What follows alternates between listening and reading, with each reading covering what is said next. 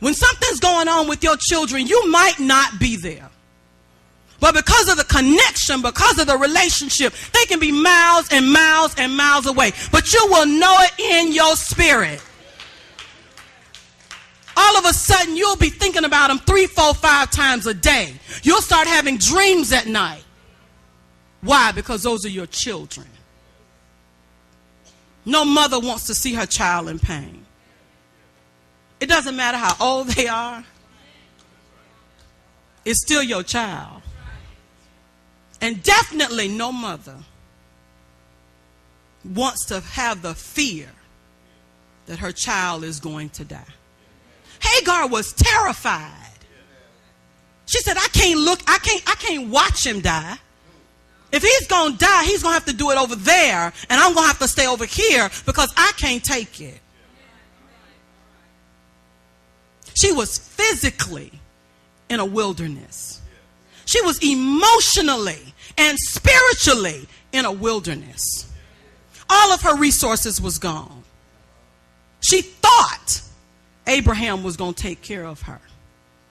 But God said otherwise. God said otherwise.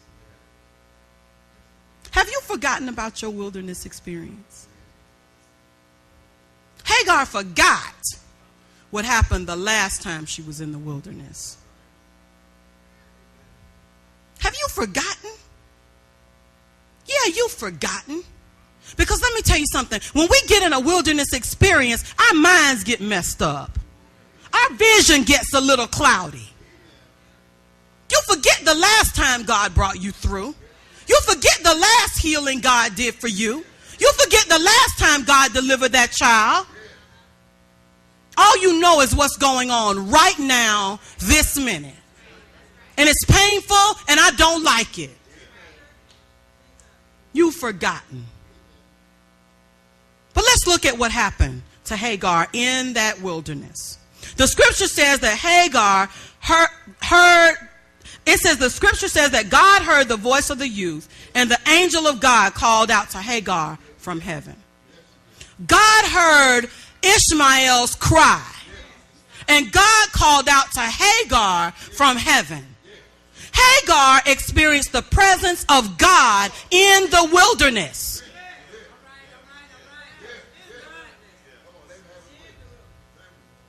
God will show up in your wilderness.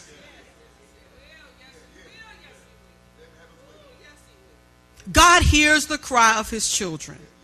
Not only does he hear our cry, but Psalms 56:8 says this. It says, you number and record my wanderings. You put my tears in a bottle.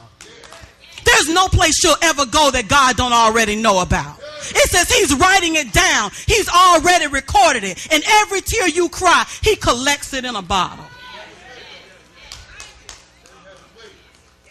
You think he don't know. But he knows. He knows. He knows that you're in a wilderness. Matter of fact, every step in the wilderness, he's keeping record of it, and he's collecting our tears. My big mama used to say this. He may not come when I want him, but he's always on time. He knows just how many tears you need to cry. He knows just how many times to let you go around that same mountain. Secondly, Hagar received a promise from God. The angel of the Lord said to her, what is the matter? Fear not, for God has heard the voice of the youth. Arise, raise up the youth and support him with your hand. For I intend to make him a great nation. I intend to. Does that sound like he gonna die to you?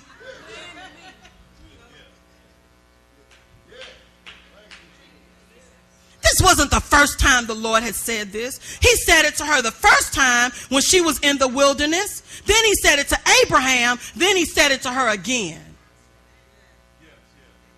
God is not short on his promises. He is not man that he should lie. And nothing that he speaks will go out and return void. Everything that God says, he will perform it. God spoke a word of life to Hagar. This is what he says. He says, he will live and not die. It sounds like purpose to me. It sounds like destiny to me.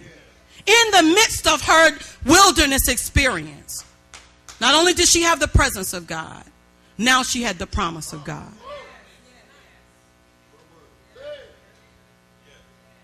Thirdly, Hagar experienced the provision of God.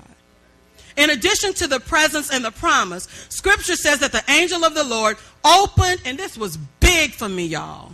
It says he opened her eyes and she saw a well of water.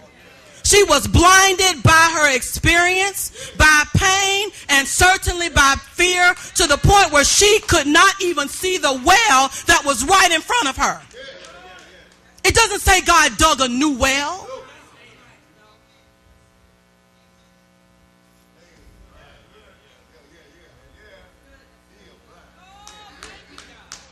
There's a well right in front of you. There's a well, it's right in what you need, the provision that you need. It's right in front of you. But you're so caught up in what's going on around you until you can't see it. Let me tell you what you need. You need God to remove the scales from your eyes. You need God to open your eyes so that you can see. You've been blinded by the tricks of the enemy.